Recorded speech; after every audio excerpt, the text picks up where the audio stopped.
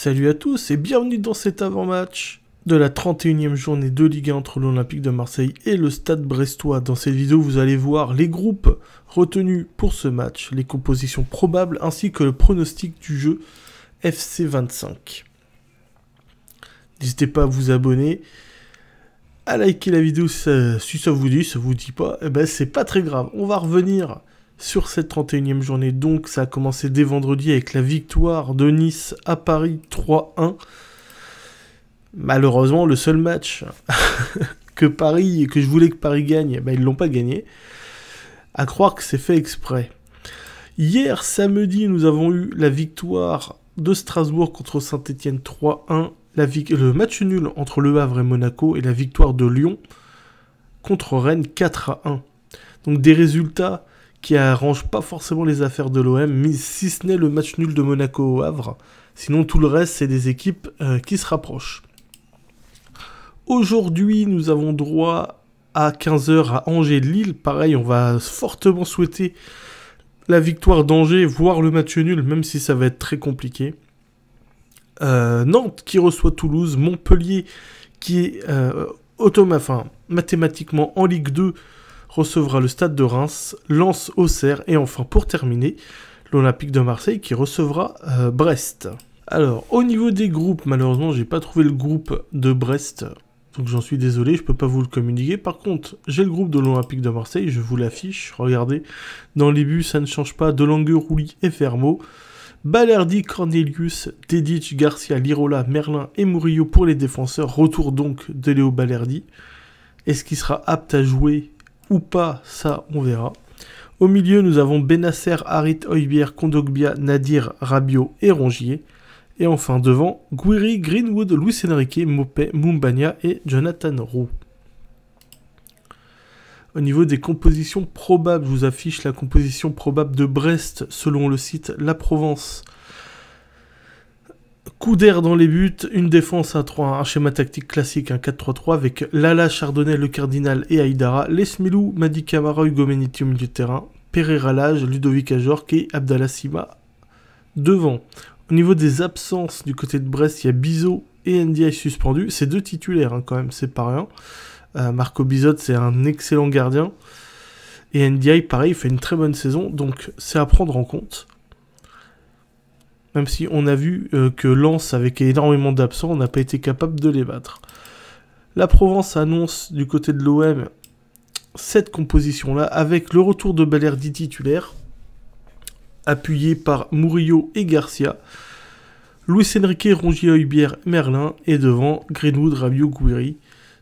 Donc rien d'extraordinaire, si ce n'est le retour de Léo Balerdi pour la Provence, mais vous allez voir que pour le journal L'Équipe, Balerdi sera lui sur le banc, puisque nous devrions avoir selon l'équipe Rouly, Murillo, Kondogbia et Garcia. Après ça ne change pas, Merlin, Rongier, Højbjerg, Luis Enrique, Greenwood, Gouiri et Rabiot. Et du côté de Brest, c'est la même compo. Couder, Lala, Chardonnay, Le Cardinal, Aïdara, Magnetti, Lesmelou, Madi Camara, Pereira Lage, Ludovic Ajorc et Abdallah Sima. A noter que ce match sera arbitré par Stéphanie Frappard. Je n'ai pas le nom des arbitres à la VAR. Mais bon, est-ce vraiment important? Je ne pense pas. Ah oui, un petit point sur le classement. C'est vrai que j'en ai pas parlé. Donc on va pas compter le PSG, on s'en fout. Monaco est passé deuxième avec 55 points, avec une différence de goal average de plus 22. L'Olympique de Marseille est à 55 points également, avec une différence de plus 20. Sans avoir joué.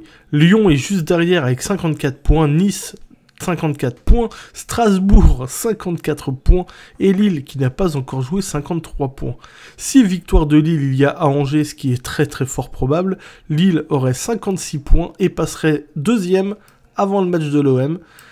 Si l'OM gagne contre Brest, l'OM aurait 58 points, donc ce qui pourrait donner un Marseille deuxième avec 58, un Lille troisième avec 56, un Monaco 4e avec 55, Lyon, Nice, Strasbourg avec 54 juste derrière. Donc ce serait complètement fou. Et l'OM aurait quand même un petit matelas. Donc vraiment, dans l'optique d'un possible revers à Lille la semaine prochaine, ça va être vraiment très compliqué le déplacement à Lille.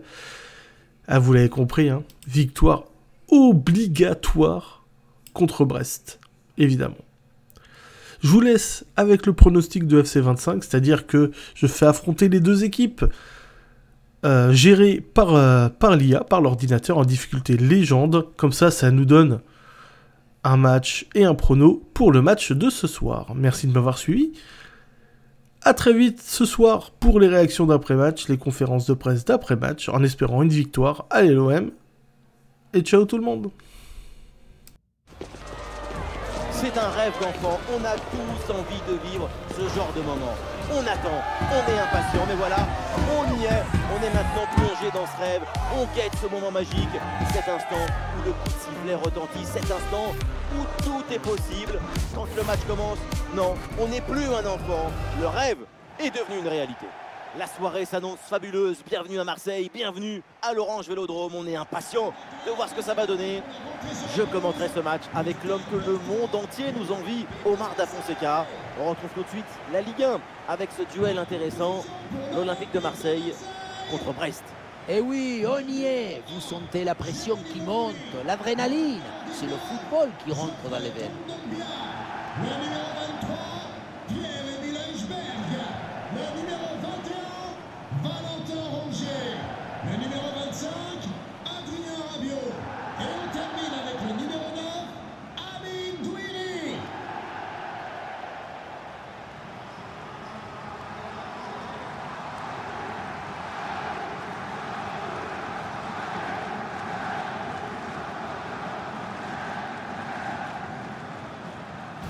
Salut, bon match.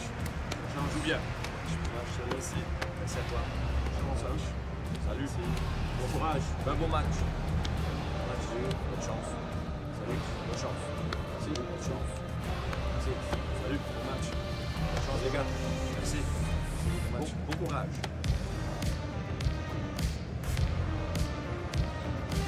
On découvre le 11 marseillais, on connaît leur capacité à presser leurs adversaires.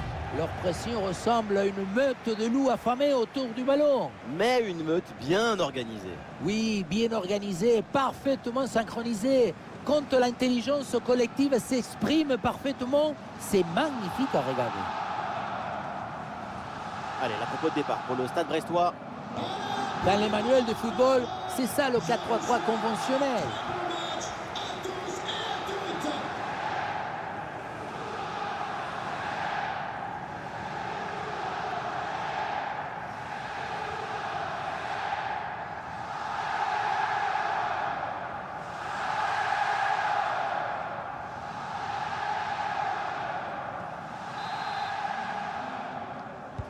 Le coup d'envoi et le premier ballon de la rencontre.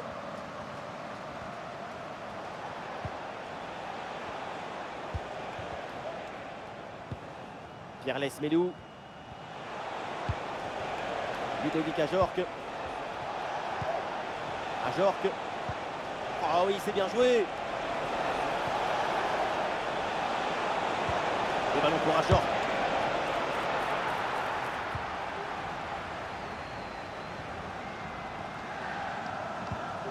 Rongier hérite du ballon. Greenwood.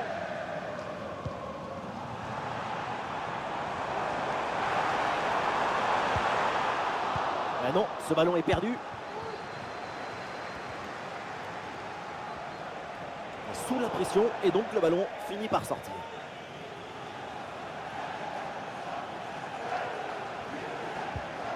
Højbjerg. Gouiri. Greenwood sur l'aile, il a un petit peu de liberté. Avec Amine Gouiri. Et c'est donné dans l'espace, en profondeur. Amine Gouiri avec le ballon. Ah, ça part très bien. Goal! Déjà un but idéal pour lancer ce match. Ça promet pour la suite.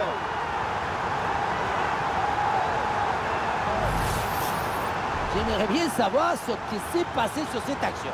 Comment c'est possible d'avoir presque toute la défense et que personne n'arrive à éloigner le danger? Il faut y aller, s'imposer. Lala.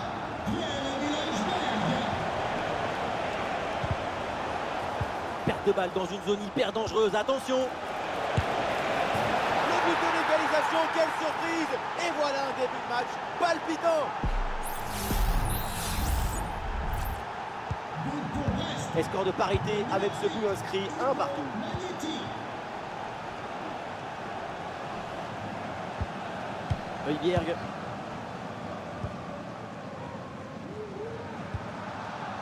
Højbjerg.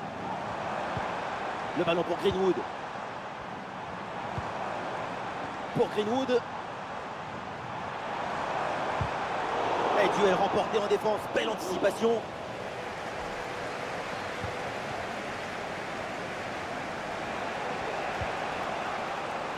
Hugo Magnetti. Camara.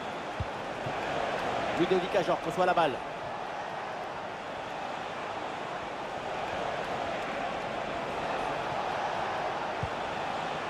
Mesmelou.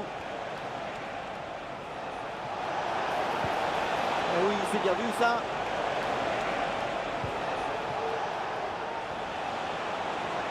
Et la frappe. Frappe contrée. Le danger est toujours présent. Ah, le ballon circule bien dans le camp adverse.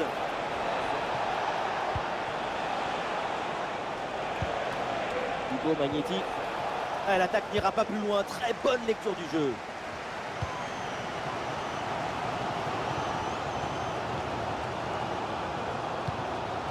Adrien Rabiot. Et l'OM qui peut se projeter dans le camp adverse. Adrien Rabiot.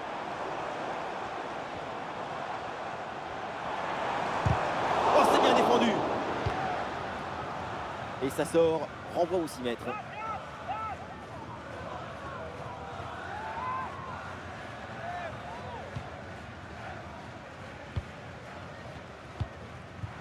Brendan Chardonnay. Le Cardinal. Aïdara. Ah, le pressing paye. Ballon récupéré très haut. Rabiot. Et c'est dedans! Le but qui leur permet d'être à nouveau en tête. Il va falloir maintenant conserver cette avance.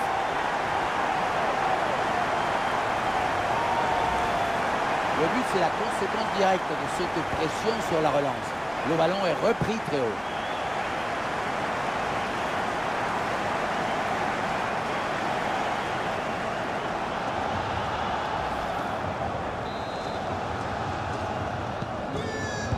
Et avec ce but, le score est maintenant de 2-1. Le numéro 25, Adrien Rabiot. Mesmelou. Magnetti. Lala. Et c'est pour Pereira Lage. Le pourcentage là peut-être. Et hop, le danger est écarté. Ah non, c'est hors jeu, dommage, l'occasion était belle.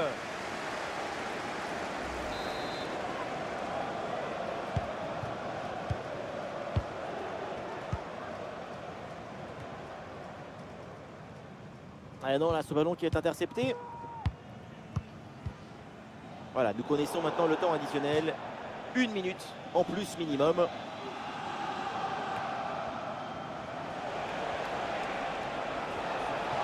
bon travail sur l'aile pour toucher le bloc adverse.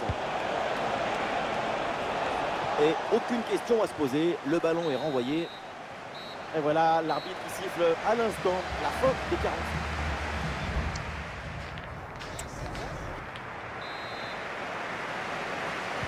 Le début de la deuxième période et pour l'OM, tout va bien avec ce but d'avance.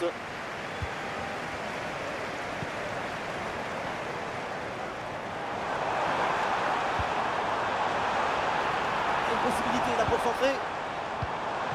Avec Amine Gouiri. Ah, il y a la place pour une frappe. Magnifique ce contre. La récupération haute, le pressing est payant.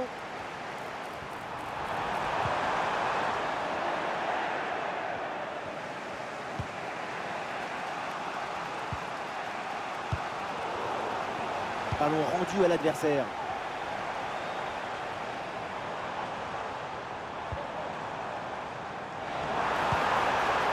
Amine Gouiri avec le ballon.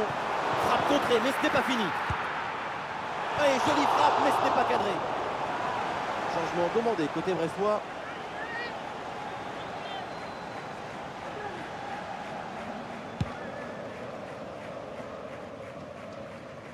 Alors j'ai pas envie de lui porter la poisse, mais pour l'instant, sa performance, elle est très convaincante. De l'espoir, de la chaleur, de l'ambition. Ce but marqué en première période a offert l'avantage à son équipe.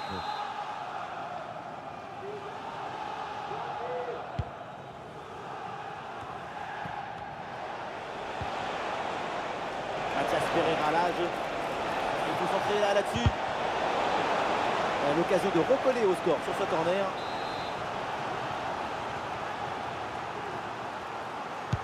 Ballon dans la surface. Et oui, et c'est au fond. Et pour notre plus grand plaisir, évidemment, le match est relancé. La réalisation qui nous remontre ce corner vraiment très bien tiré s'empêche la défense d'intervenir correctement. Quant à la conclusion, une tête qu'on voit le ballon au fond du filet. Valentin Rongier. Adrien Rabiot. Wiri. Rabiot. Oui, il y a la place pour un bon centre. Amine Gouiri avec le ballon. Ça continue avec Rabiot. Wiri encore. Ouais, il s'est donné en retrait. Tentative placée, ça frôle le montant. Ouais, changement donc et des deux côtés. Le numéro 26, Mathias Pereira à l'âge. À sa place, le numéro 21, Romain Fèvre. Ludovic Ajorc. Ça peut être une situation intéressante là. Et une frappe peut-être pour prendre les devants. Et quelle intervention! Les 20 dernières minutes maintenant de la rencontre. Adrien Rabiot.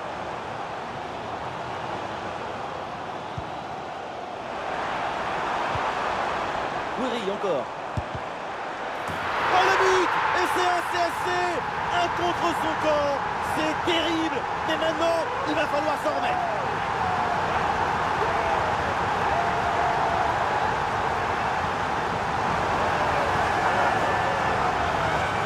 On revoit le but malheureux. Marquer le but, c'est peut-être la chose plus grande du monde. Mais marquer contre son camp, c'est la pire. Que dans une détresse vraiment très grande. Maintenant, il faut relever la tête. Madi Camara. Le dernier quart d'heure maintenant de la rencontre. Le ballon pour Ajorc. Oh, la frappe au but. Et le gardien fait le nécessaire. Oui, il y a de quoi exploser des joies. Tu viens de sauver ton équipe. Ouais, c'est bien vu, c'est bien joué en pleine surface de réparation. Aucune prise de risque. Le ballon est dégagé.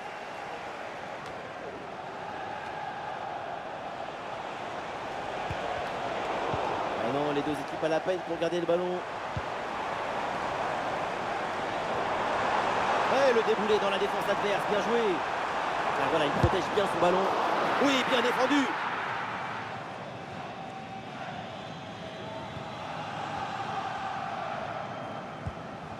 Ce but d'avance, il faut le conserver et ne pas encaisser dans les dernières minutes. Ça serait une catastrophe émotionnelle pour les supporters.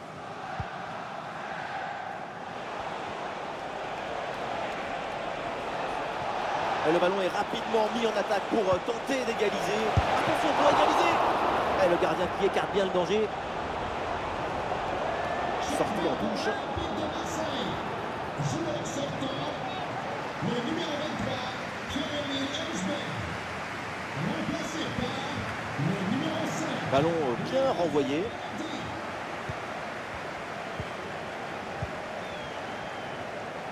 Et le panneau indique que nous aurons 2 minutes de temps additionnel.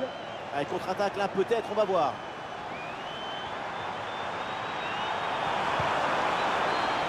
Rongier reçoit le ballon.